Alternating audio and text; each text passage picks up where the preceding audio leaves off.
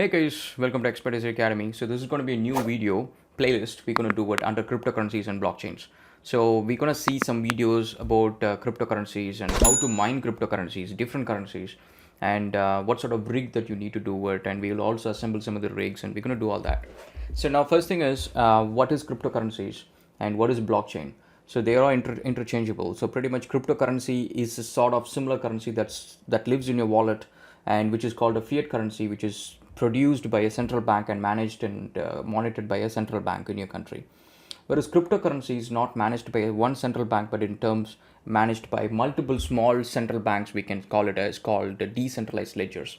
So the difference is basically every time you create a bank account or you earn money or spend money or transfer money, so everything is recorded into one central ledger by your centralized bank in your country. Whereas with cryptocurrencies, it is recorded in multiple ledgers across multiple nodes, in millions of nodes. So now why do we need to do it? So the whole point that we're trying to address is one thing is decentralized ledgers will solve a problem called double spending. So what is double spending? So double spending is, let's say, if you have $20 rupees on your wallet, you can give that and you can buy, let's say, around a couple of ice creams. And then what happens is, all right, so now that looks fair. I gave my money $20 and then gave it to someone and got two ice creams. Now the transaction is closed. Now that's not going to be the case with everyone. What some people are going to do is take the $20 and clone it to multiple nodes. That means they're going to copy it and make multiple counterfeit $20. So now what they're going to do is they're going to go to store one. They're going to give $20, buy a couple of ice creams, and go to store two. Now give another $20 counterfeit and get another a couple of ice creams, and do the same thing across multiple stores. So now the original rupee value, that the dollar value is only $20, but using counterfeit, they are able to buy more goods, which is only worth $20. So that means they're devaluating the goods. So now this is one of the biggest problem that causes inflation. That means if you buy a gallon or a liter of milk 10 years ago, and if you check the price that time and the price now, you can see that the price have got drastically increased. So that's because of inflation. So inflation doesn't mean that always it's cost because of the double spending. It's also because of the value of the goods have gone higher because of the demand and a lot of other factors as well. But the double spending causes a major problem. Now, in terms of cryptocurrencies such as Bitcoins, Ethereum, and we got Neo, and we got plenty of other Litecoins and Litecoins, a lot of these things, Ripple. And with these sort of different types of cryptocurrencies, the one thing that we can actually do is we can stop the double spending, and first thing, and second thing is it's unhackable. So let's get into the technology part of it. Bitcoins and most of these cryptocurrencies, they have an underlying technology called blockchain. That means in terms of real money, we have dollars and cents. In terms of cryptocurrency world, let's say Bitcoins will have Bitcoins, and then we call something called blocks, like the smaller portion of it. In terms of Ethereum, that's another cryptocurrency, we have Ether as the smallest amount of their transactions. So now what happens is, every time there is something called mining, every time a miner goes into the system and start mining, he does two basic things. One is approving the transactions. That means to make sure that there is no double spending. And second thing is he is minting new coins. So in real world, if the banks, your centralized banks need to issue new notes or new coins and stuff, they have a huge building with a lot of machines where they actually go and print currencies on paper. And then they mint coins using copper or silver or whichever the metal they're going to use it. So that is how centralized banks in real countries, they actually mint coins. Whereas in the cryptocurrency world, miners or people with computers or computing power will go and solve some numerical problems. And by in turn, what they're doing is they're minting coins, new coins. And the second one is they're solving transactions, which is like people when they transfer from another one, they're verifying that. And another thing is they also verify illegitimate transaction and discard them. So they do quite a few work, and for that they get paid in Bitcoins. So now there are a few ways that you can actually buy Bitcoins. One is you put down your money. That means, right now Bitcoins is worth $61,000. So you can give $61,000 and you can buy one Bitcoin. Another one is, let's say you assemble your own mining rig or you got a gaming machine. You can run the mining software and then you can earn a small portion of the Bitcoins each day. And over a period of time, you could still earn that Bitcoin. And while along you were just playing games and doing something else. Now, let's get into a little bit of more about this Bitcoin world. So first thing is there are different types of Bitcoins that you can actually go and mint it. And how do you start mining? So what does a mining do? So mining basically solves numerical problems. So when you say numerical problems, to put into perspective, let's say if you have few of your friends and you think a number in your head, let's say I'm thinking around 16, and you're asking your friend to go and guess that number, all three people. So now the conditions for that is the number has to be a winner, the number has to be smaller or equal to the number that you think in your mind, first thing. And second thing, whomever comes first, that is also first another thing. And another thing is whomever closest to that answer, which is the correct winner. And then if they are greater than the number which I've guessed, they are wrong. So that's also there. And then they can have tried multiple number of times. They don't have any limitations on how many times they can try. They can try any number of times. Now what happens is your friends is going to keep bumping you with numbers. Someone is going to say 5, someone is going to say 90, 70, 30, and whatever it is. Now finally, out of all the answers, you're going to pick the answer which is going to be the smallest, I mean like lesser than or equal to the number that you thought in your head, which is 16. So let's say one of your friends said 14 and another one said 11 and another one said 24. So the guy who said 24, it's automatically rejected because he's greater than the one that you thought. Now there are two other guys who have said less than what you did.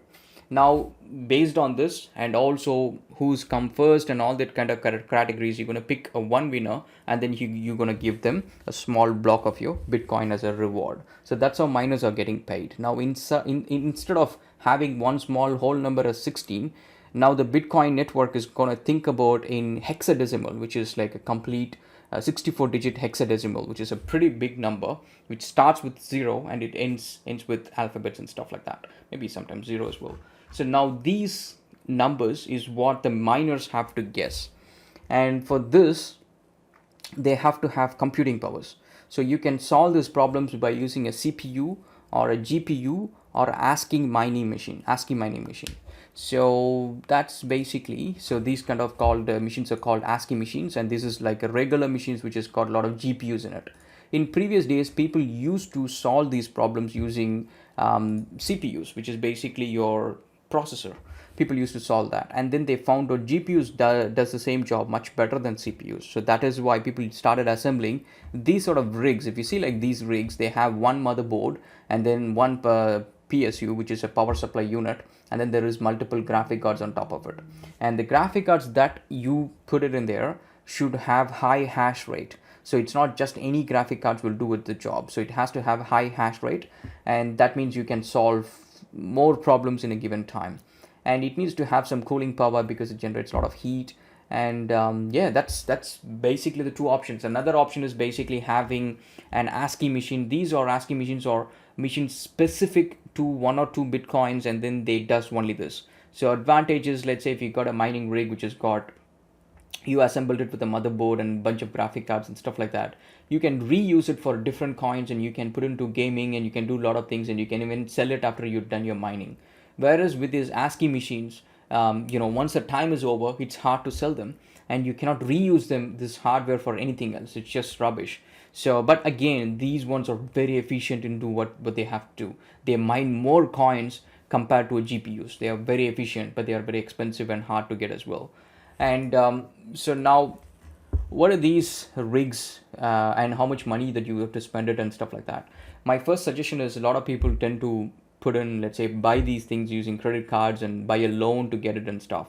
Never do that, guys, because these days mining is not profitable. So this is something you can do it as sort of like a pet project, and then if it turns out good, then you can scale it. Don't buy it through loan or anything like that, because this may never pay you back the loan.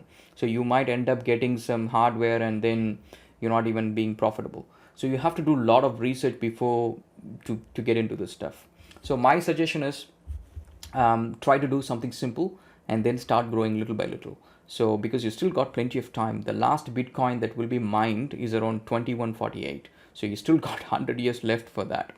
Ethereum may not have that much time, I think probably a year or two. So Ethereum will be done, but there are a whole bunch of other crypto coins that you can actually go after. You can see like there is plenty of other Bitcoins which has still got a lot of value. Now let's say like there is Bitcoin Cash, which is worth, one Bitcoin Cash is around $600. So there is still a lot of. So next question is So is it actually profitable to do mining? So mining as an individual is not going to be profitable anymore.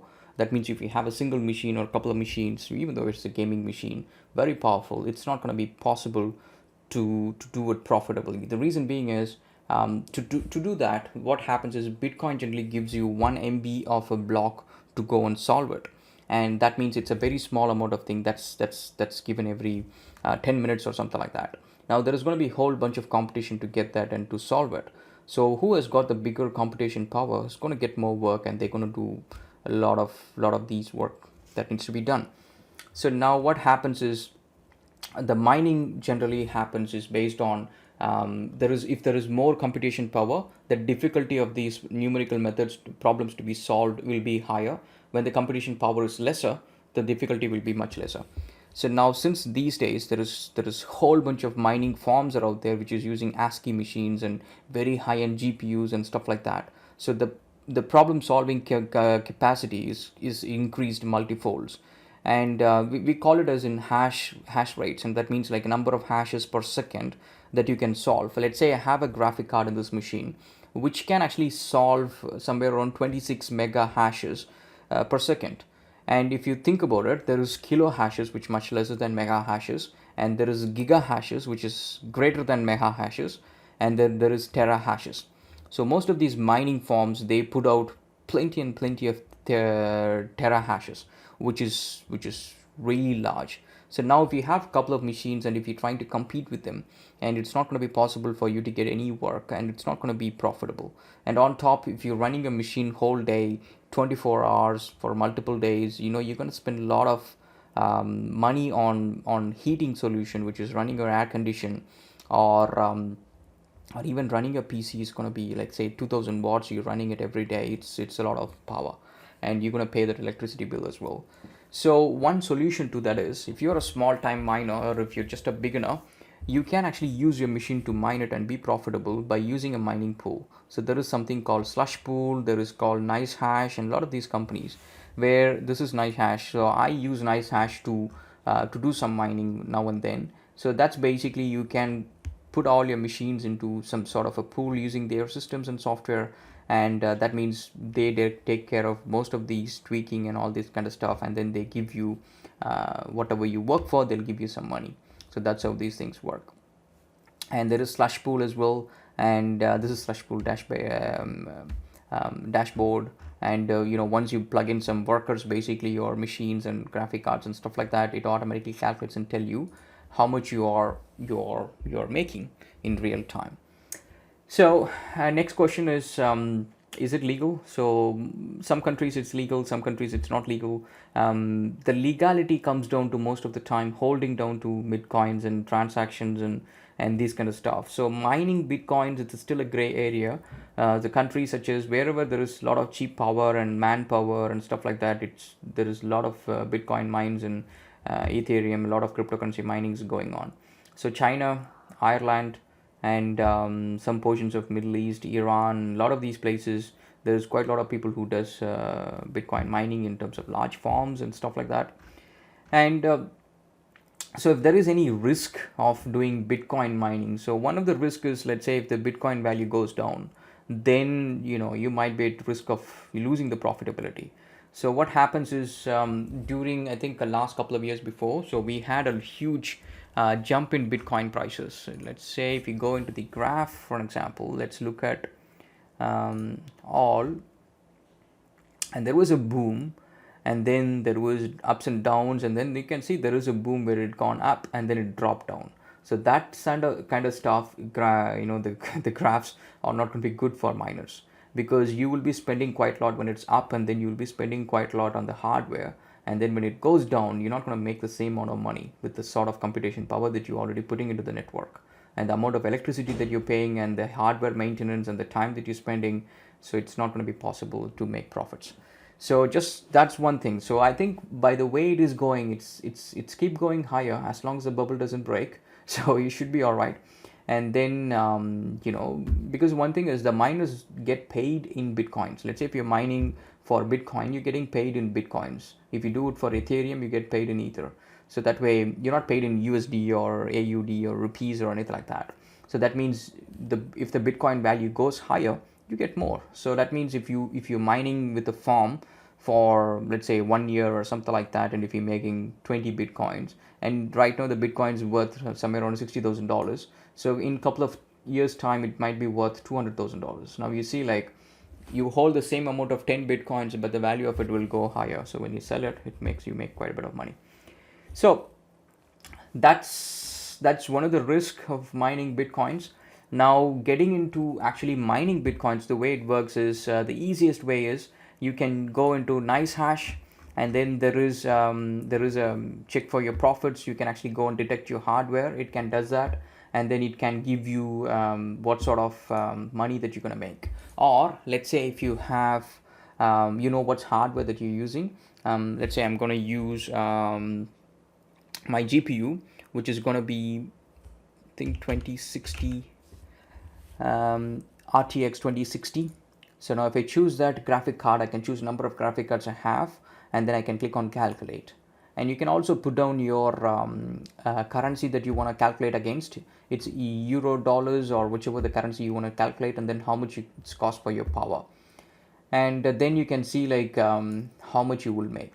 So it also tells you per day. So that is your income, which is $2.95, or in terms of Bitcoins will be 0.00058 Bitcoins, and your electricity cost will be this much, and your profits will be 2.74 euros.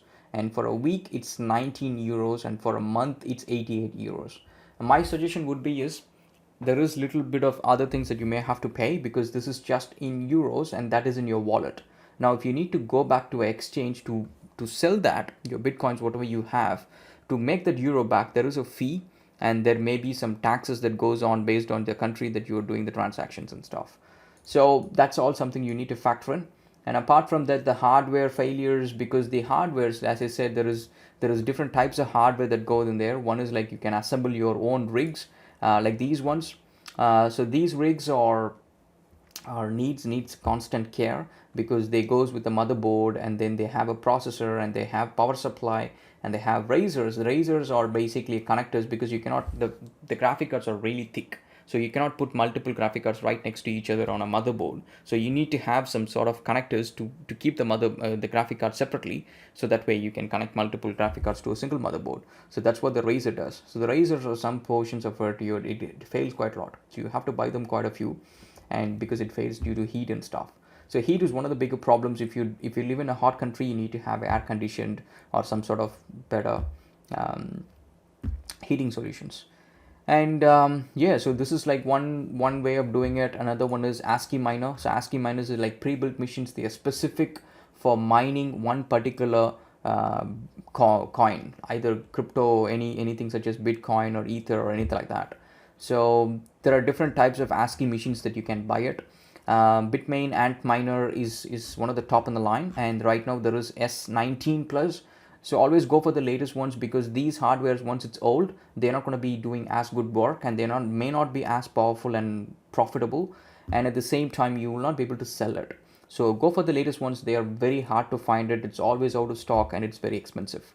And some of these ones will be around $13,000 to $15,000 per machine, so they're very expensive. But you can see they actually put down 73 tera hashes per second. That means how much calculation that they can solve, compared to the rig that we calculated for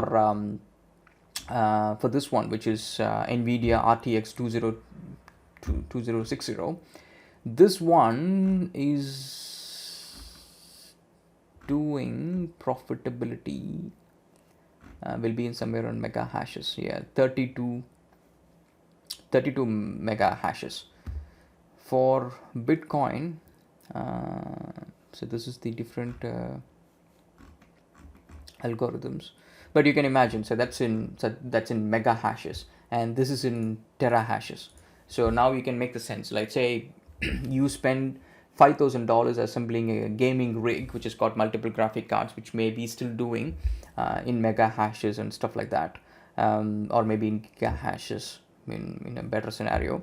Whereas these ones which you spend, let's say, around $8,000 and $9,000, it straight away take you to 73 tera hashes. That means you buy that, and then you put it in there, and you make quite a bit of Bitcoins, and then after that, whatever happens. you already made your profit.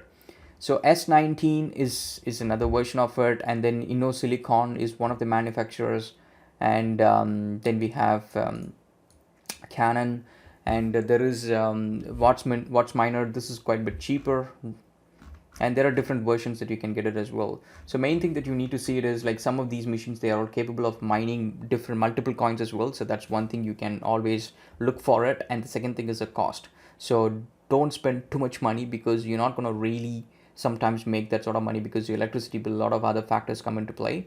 And so yeah, so that's all the stuff. I think I covered most of the points. In the next video, we will see how to actually set up miners on your Windows machine, and then how to make some money. All right, let's catch up again. Thanks guys. Cheers.